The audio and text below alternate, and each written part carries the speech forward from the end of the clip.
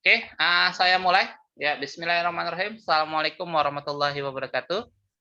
Waalaikumsalam. Waalaikumsalam Oke, warahmatullahi ya. wabarakatuh. Ya, kita akan mulai untuk pelajaran kita hari ini, gitu ya. Pelajaran PKWU. Ini pelajaran yang tinggal beberapa minggu lagi kita selesaikan, gitu ya, di semester ke-1. Jadi, materi hari ini adalah materi terakhir. Nah, materi terakhir sebelum kamu pas. Ya, pasnya itu kapan? Nah, penilaian akhir semesternya itu ada di tanggal 22 kita mulai penilaian akhir semester. Nah, sedangkan PKWU kalau nggak salah jatuh di hari Jumat kalau nggak salah. Jatuh di hari Jumat itu tanggal berapa tuh Jumat? Kalau tanggal 22, Jumatnya tanggal 26. Ya, tanggal 26 itu nanti kamu akan ada penilaian akhir semester ya untuk PKWU. Jadi waktunya tinggal hanya minggu ini dan minggu depan materinya. Tidak ada lagi minggu yang lain gitu. Jadi materinya hanya 2 minggu ini. Kamu silakan kamu selesaikan gitu. Silakan kamu selesaikan tugas-tugas kamu yang belum lengkap. Karena nanti pada saat kalian pas atau penilaian akhir semester, saya akan coba koreksi gitu. Saya akan coba koreksi semua tugas yang sudah masuk ke saya dan saya akan coba publish gitu. Saya akan coba publish di ya baik itu di GC ataupun di grup PKWU nanti siapa nama-nama siapa yang tugasnya masih sangat kurang jauh. Dan itulah nama-nama itulah yang harus melakukan atau melengkapi tugas remedial pada minggu berikutnya setelah penilaian akhir semester. Jadi nanti setelah penilaian akhir semester, nanti ada 1 minggu lagi untuk kalian melakukan remedial. Semua mata pelajaran dijadwalkan di 1 minggu itu. Semua mata pelajaran, termasuk mata pelajaran PKWU. Jadi PKWU nanti juga ada remedialnya. Siapa yang remedial? Yang remedial adalah nanti saya tidak akan menuliskan semua. Ingat, yang remedial itu bukanlah remedial test. Ya, bukan remedial test, tapi lebih kepada remedial seluruhnya. Ingat ya, remedial seluruh pelajaran. Jadi nanti remedial apa yang remedial? Tugas. Makanya untuk kamu yang tugasnya masih kurang, gitu ya, tugasnya masih kurang, masih banyak yang kosong, masih banyak yang ini, silakan kamu lengkapi. Ya, silakan kamu lengkapi. Oke, paham nih sampai sini? Silakan coba ada yang mau bertanya. Ada yang mau bertanya? Nggak ada. Jadi intinya ya, kalau tugasnya masih kurang, silakan kalian lengkapi. Di mana? Di GC. Dan untuk materinya, sampai mana ujian PKWU? Materi ujian PKWU kita nanti di PAS itu dari pertama, dari bab tentang jiwa wirausaha, ya karakteristik wirausaha, analisis SWOT, pembuatan logo, terus sama yang terakhir adalah proposal usaha, gitu ya, proposal usaha dari mulai ide usaha sampai dengan bentuk wujud proposal itu yang akan diujikan di PAS secara teori. Dan untuk penilaian keterampilannya itu nanti saya akan ngambil 1 nilai lagi yang terakhir untuk keterampilan yaitu apa? Proposal usaha. Jadi tugasnya setelah nanti kalian belajar nih dengan saya lewat Zoom seperti ini, ya, kamu bahas tentang apa? Proposal usaha, ya proposal usaha, dan nanti gitu ya, dan nanti setelah ini kamu lengkapi atau teruskan membuat proposal usaha sampai dengan selesai. Jadi di GC untuk minggu ini dan minggu depan tugasnya apa? Tugasnya adalah membuat proposal usaha. Paham ya? Untuk minggu ini dan minggu depan. Jadi proposal usaha waktunya 2 minggu. Waktunya 2 minggu untuk kamu membuat proposal usaha. Secara apa? Secara individu. Ingat, tugasnya adalah individu. Jadi masing-masing kamu silakan buat proposal usaha. Dari mulai cover sampai dengan yang terakhir. Oke? Jadi mulai dari cover sampai dengan yang terakhir. Jadi 1 proposal usaha utuh di Word. Di Word. Jadi di situ di cover pasti ada logo usaha kamu gitu ya. Dan itulah akan menjadi tugas inti dari PKWU kita di semester pertama. Oke ya. Itu tugas inti dari PKWU kita di semester pertama. Jadi sampai dengan jadi 1 proposal usaha. Nah, proposal usahanya tentang apa? Ada yang bertanya, proposal usahanya tentang apa? Usahanya itu tentang kerajinan. Kerajinan apa? Kerajinan apa saja. Ya, kerajinan apa saja, baik itu kerajinan kriya, ya, mau berbahan lunak ataupun berbahan keras silakan. Ya, mau berbahan lunak ataupun berbahan keras itu silakan kamu kerjakan gitu ya, kamu buat proposalnya. Ya. Nah, terus apa lagi? Kerajinannya apa gitu? Kerajinan ini boleh nggak? Boleh aja gitu. Silakan aja kerajinan apa saja. Misalkan pembuatan tas, pembuatan apa lagi? Masker gitu ya. Itu kan bentuk kerajinan gitu ya. Kamu angkatlah di latar belakangnya, kamu angkat di itunya untuk menjadi sebuah proposal usaha. Paham? Tugasnya untuk minggu ini dan minggu depan? Paham nggak nih? Ya, coba ada yang mau bertanya? Silakan untuk masalah tugas dulu sebelum saya lanjutkan pembahasan kita tentang proposal usaha. Ada? Cukup? Paham? Mana nih? Nggak ada jawaban? Halo? Ada orang nggak nih? Halo, ada orang nggak nih? Matiin kamera semua, udah gitu nggak ada jawaban ditanya. Ayo, paham nggak nih? Ya, Ayo, paham, Pak. paham. Coba kameranya kemana nih? Kan saya belum jelasin. Saya belum share screen. Oh, udah pada matiin kamera semua. Oke, kalau saya share screen, silakan nggak apa-apa matiin kamera. Tapi kalau lagi ngobrol begini, jangan matiin kamera. Itu salah satu ini ya, salah satu bentuk respect kamu terhadap orang yang sedang mengajak berbicara. Jadi kalau kamu nggak respect ya, wajar kalau orang lain yang diajak bicara itu juga nggak respect sama kamu. Kenapa? Karena kamu sendiri nggak ngaktifin kamera gitu. Itu ini loh, bentuk apa ya? Bentuk secara tidak tertulis lah. Ya, bentuk secara tidak tertulis seadab ketika orang berbicara di Zoom. Kamu cari di mana saja. Coba ada pada saat Zoom meeting seperti apa. Itu tidak mematikan kamera pada saat seperti ini. Pada saat ada orang ngomong langsung ya, tanpa ngomong langsung tanpa ini ya, tanpa apa? Tanpa share screen, itu berarti minta apa? Minta diperhatikan dulu. Gitu. Setelah itu, mungkin kalau pada saat penjelasan share screen, nah orang juga kan kemungkinan tidak melihat kamu secara detail ya, karena dia sedang fokus sama penjelasan yang dia berikan gitu ya. Itu bolehlah kamu matiin kamera. Tapi pada saat seperti ini jangan sekali-kali matiin kamera, itu adab kalau kecuali benar-benar darurat.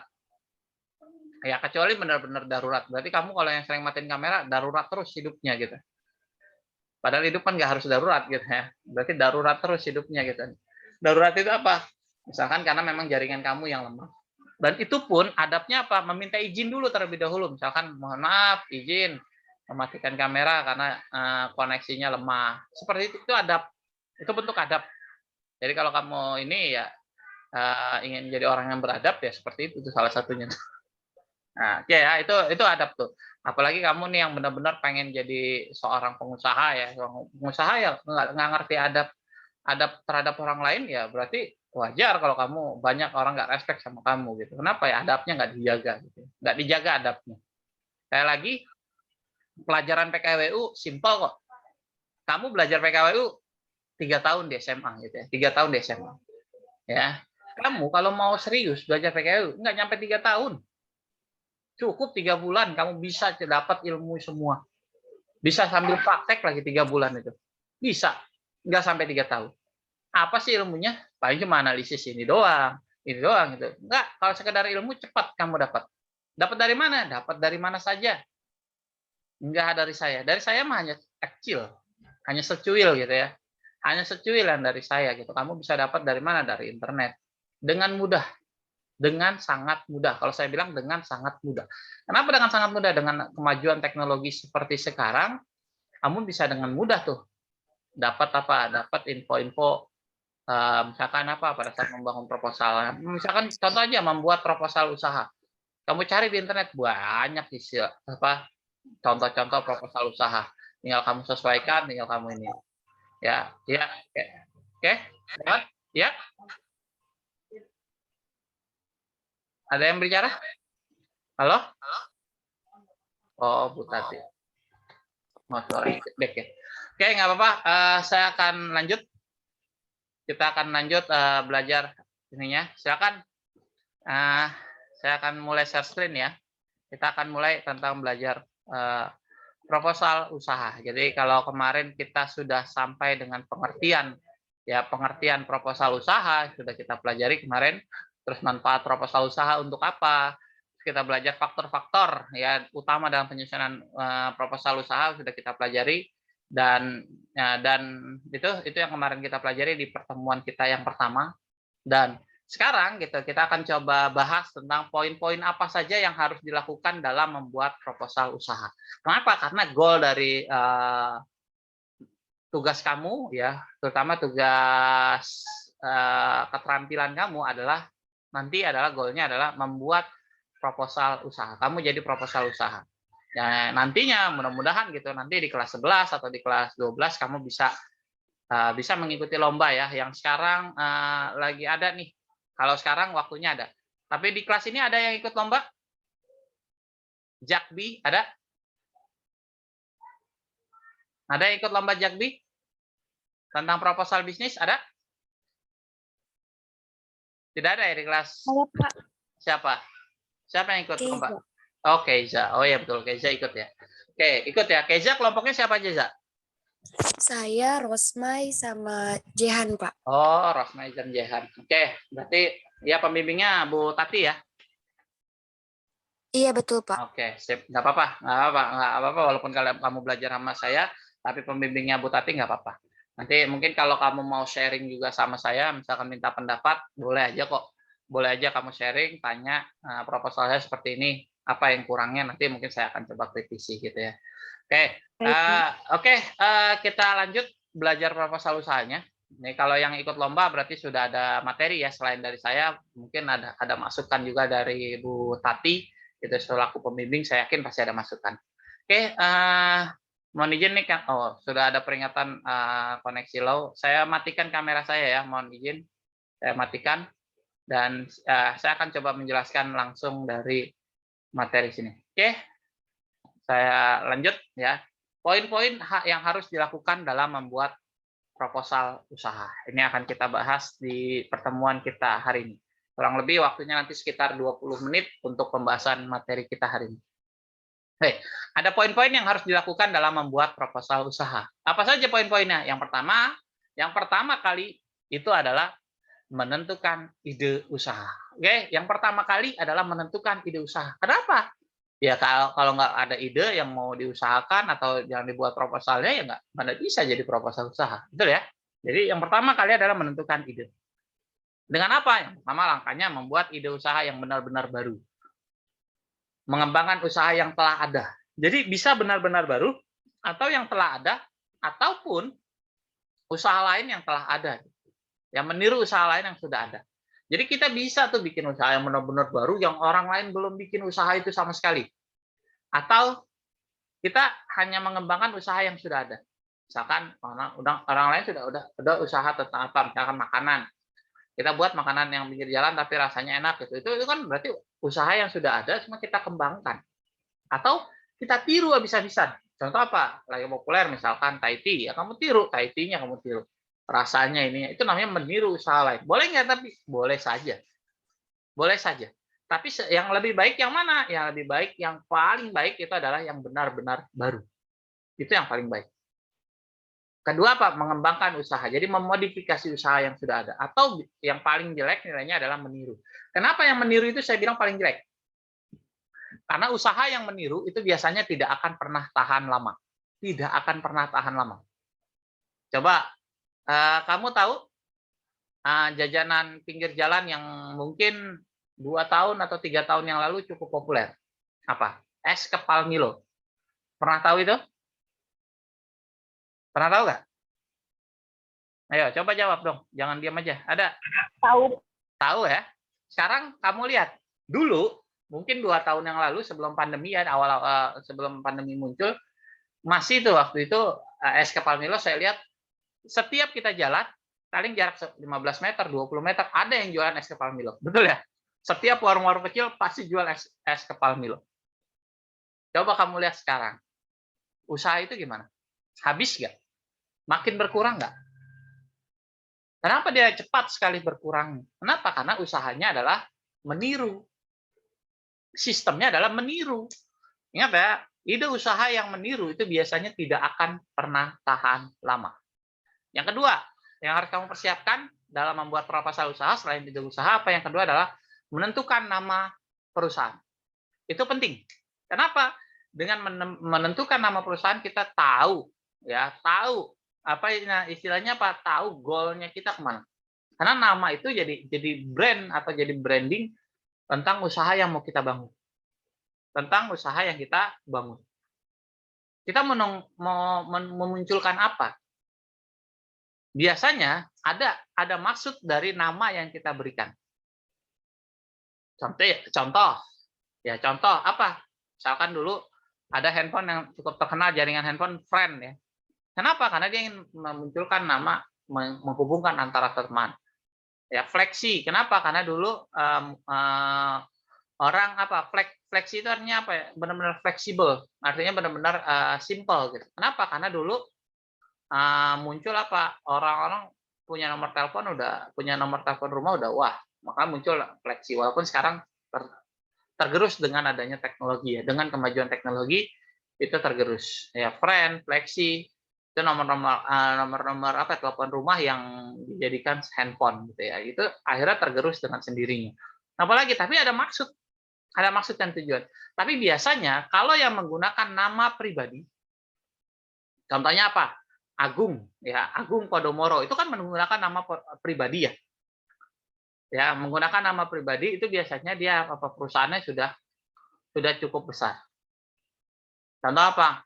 Dulu Agung Podomoro dulu namanya nggak PT Agung Podomoro, nggak, tapi namanya adalah Podomoro gitu. Tidak menunjukkan nama. Kenapa? Ketika sudah terkenal, ketika sudah orang terkenal, sudah tahu kalau itu adalah pengembang perumahan yang mewah, makanya muncullah nama Agung Podomoro-nya. Gitu ya. Untuk apa? Untuk menonjolkan karakter seseorang di balik suksesnya suatu perusahaan. Ya, itu seperti itu. Jadi nama itu sangat mempengaruhi. Ya, bahkan menurut Cannon and Richard, ini ciri-ciri nama yang baik apa? Yang pertama, pendek. Jadi tidak terlalu panjang. Kalau bisa jangan terlalu panjang. Yang kedua apa? Sederhana. Yang ketiga, mudah dieja. Ingat, mudah dieja. Kenapa mudah dieja? Contoh ya. Contoh.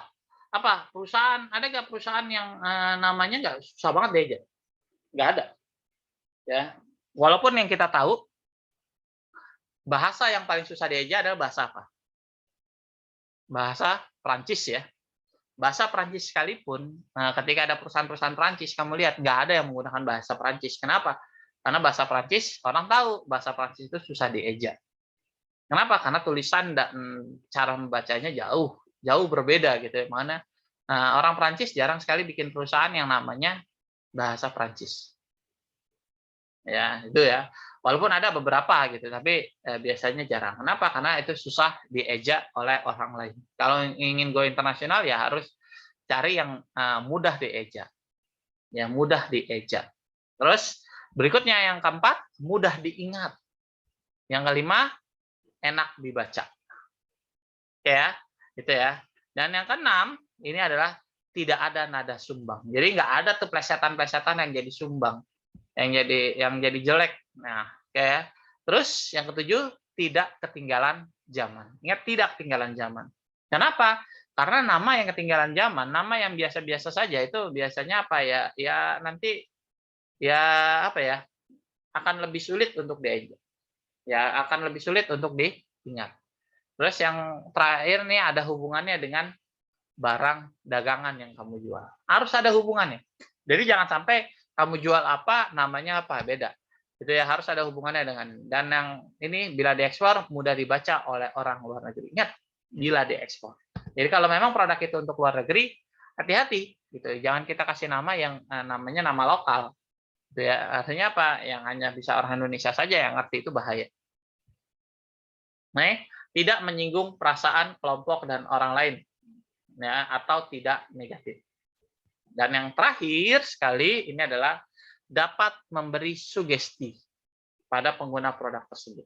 Dapat memberi sugesti. Biasanya apa? Sugesti ini dalam bentuk tagline, ya, dalam bentuk tagline. Kalau kamu perhatikan ya, beberapa logo perusahaan yang ada di sini ini ada tagline. Ya, ini kayak contohnya Klub Bali gitu ya. Klub Bali ini perusahaan ya, perusahaan di bidang apa nih? Pariwisata Bali ya. Ini ada health, relax and fun. Jadi ada apa biasanya? Apa namanya? Apa ya? Istilahnya apa ya? Slogan.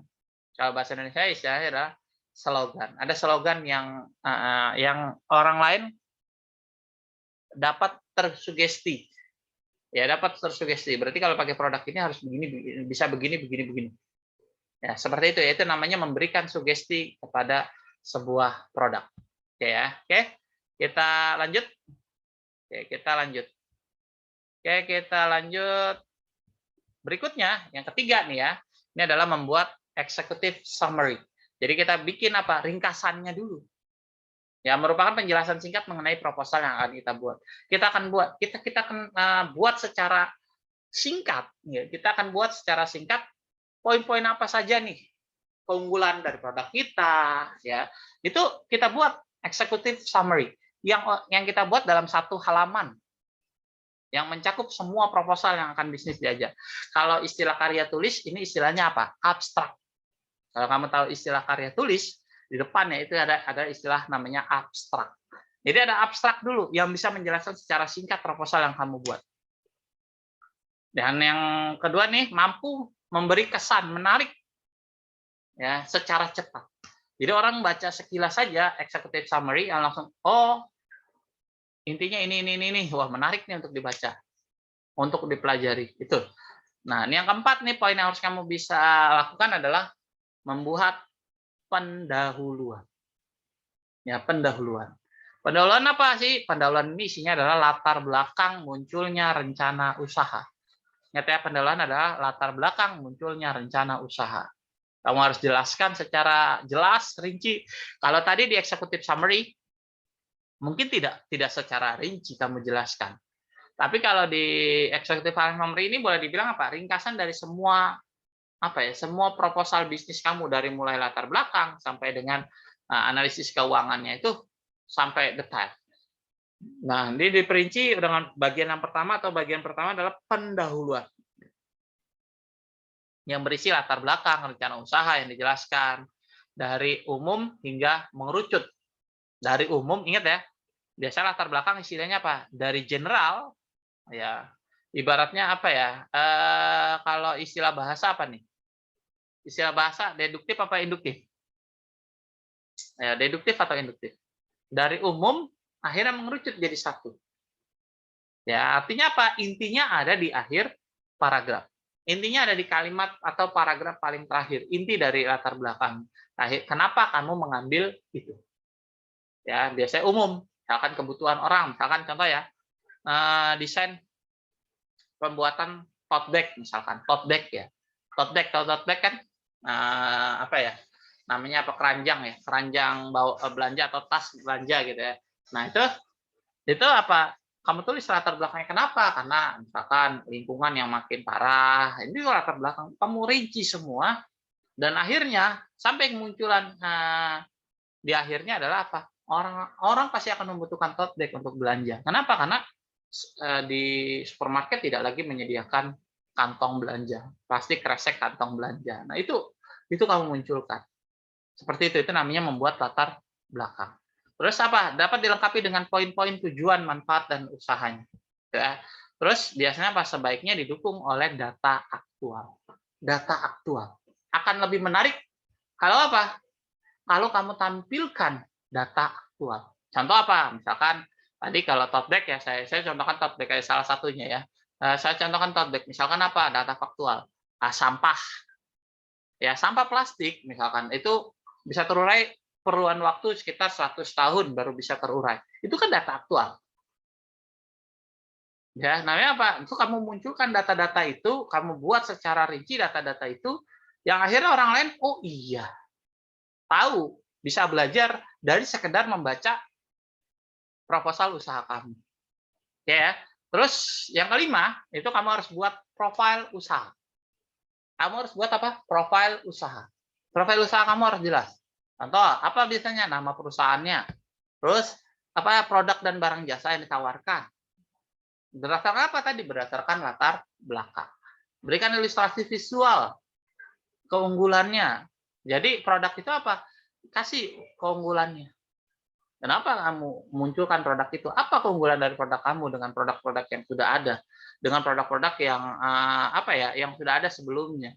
Itu kamu munculkan keunggulan dari produk kamu. Terus apa? Jasa pelayanan tambahan kalau ada, silakan munculkan yang akan diberikan bila ada. Terus apa? Lokasi usahanya. Kalau perlu, kalau sekarang orang mungkin lebih ini apa? Bukan hanya dengan tulisan, tapi juga disertai dengan apa? Ya, dengan apa? Dengan QR code untuk menyatakan Google Map-nya. Mudah kok sekarang membuat QR code. Ya, QR kode itu mudah sekali gitu ya untuk menentukan lokasi atau map-nya gitu. Seperti itu. Oke, lanjut. Yang keenam, ini kamu bisa menjelaskan aspek manajemennya. Ya, kamu bisa menjelaskan aspek manajemen. Misalkan apa? Menjelaskan bagaimana usaha ini dijalankan. Misalkan ada perlu berapa orang gitu. Itu kamu jelaskan di sini aspek manajemen. Terus struktur organisasinya seperti apa? Siapa saja yang mengisi struktur itu kamu jelaskan. Pembagian tugasnya seperti apa? Deskripsi pekerjaannya, tidak ada tidaknya yang terlibat dalam pihak luar yang dalam aturan main kontrak. Itu kamu jelaskan, penjelasan manajemen. Nah, ini adalah itu secara singkat yang minimal yang harus ada di dalam sebuah proposal usaha. Ini contoh sederhana struktur proposal usaha ya. Untuk pemula cantumkan nama SDM-nya. Nah, ini contoh struktur organisasi. Nah, contoh ada pemilik, manajer umum, nanti ada manajer pemasaran, manajer produksi, manajer keuangan, manajer administrasi, dan SDM. Ini adalah contoh struktur organisasi usaha.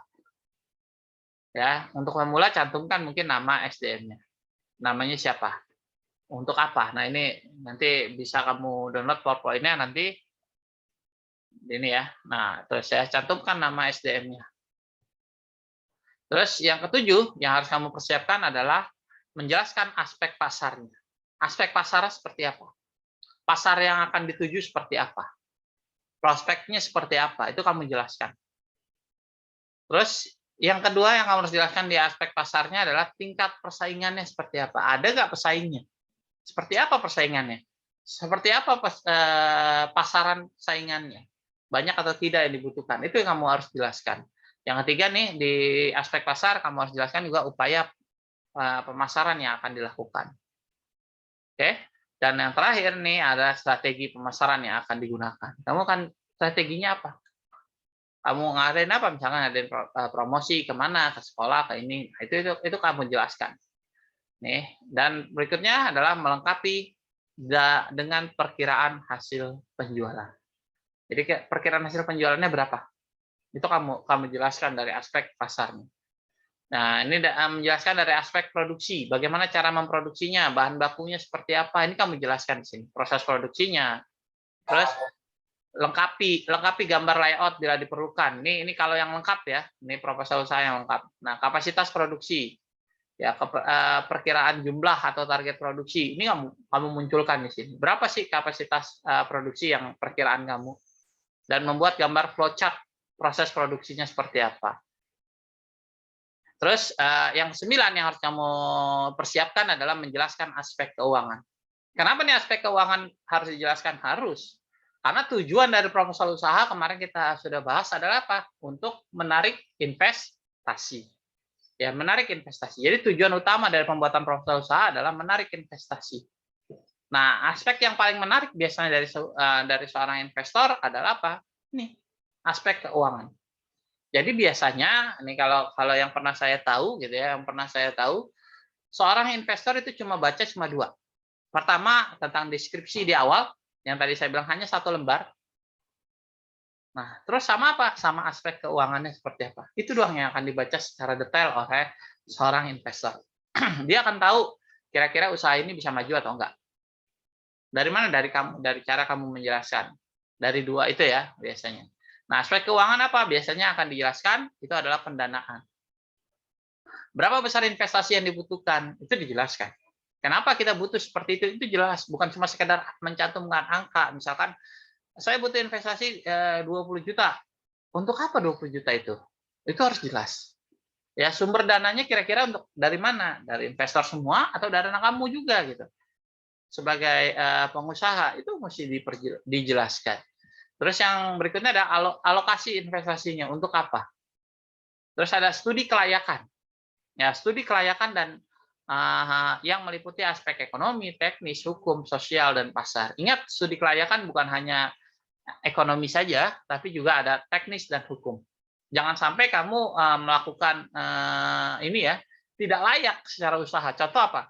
Banyak usaha-usaha bodong akhirnya gulung tikar sendiri dengan aspek keuangan yang kalau saya bilang tidak sehat ya. Contohnya apa?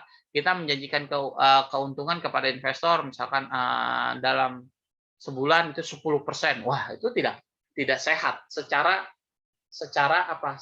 teknis. Nggak sehat. Kenapa?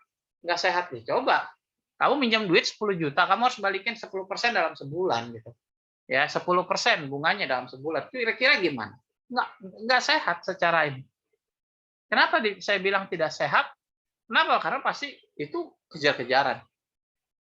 Ya, kejar-kejaran gitu. Kejar-kejaran banget gitu. Makanya apa ya? Harus rasional gitu. Jangan kamu menjanjikan 50%, 20% per tiap bulan itu kalau saya bilang tidak sehat. Bahkan secara hukum, secara legal hukum ya, OJK ya, kamu baca ada aturan-aturan khusus yang mengatur tentang pengolahan aspek keuangan suatu perusahaan. Itu ada. Ya, kalau OJK ada nanti masalah pinjaman ya, peminjaman ke bank seperti apa. Ya, sosial, pasar, nah ini juga harus kamu perhatikan. Jadi, kenapa suku bunga di bank itu nggak terlalu tinggi? Apalagi sekarang ya, kita sudah mengalami BI rate. BI rate itu cukup rendah gitu untuk semenjak pandemi ini sudah diturunkan berapa kali BI rate atau suku bunga ya, nasional itu sudah diturunkan gitu. Kenapa? Karena memang kemampuan ekonomi kita yang sedang melemah gitu. Kemampuan ekonomi kita yang sedang melemah, mana kan diturunkan. Seperti itu. Yang harus kamu pelajari secara teknis, hukum dan sosial pasar itu harus kamu pelajari. Terus nih berikutnya adalah lakukan analisis SWOT. SWOT. Apa SWOT? Masih ingat SWOT itu apa? Strike, weakness, opportunity, dan threat. Jadi lakukan analisis itu. Kekuatan, kelemahan, peluang, dan ancaman. Jadi kamu lakukan.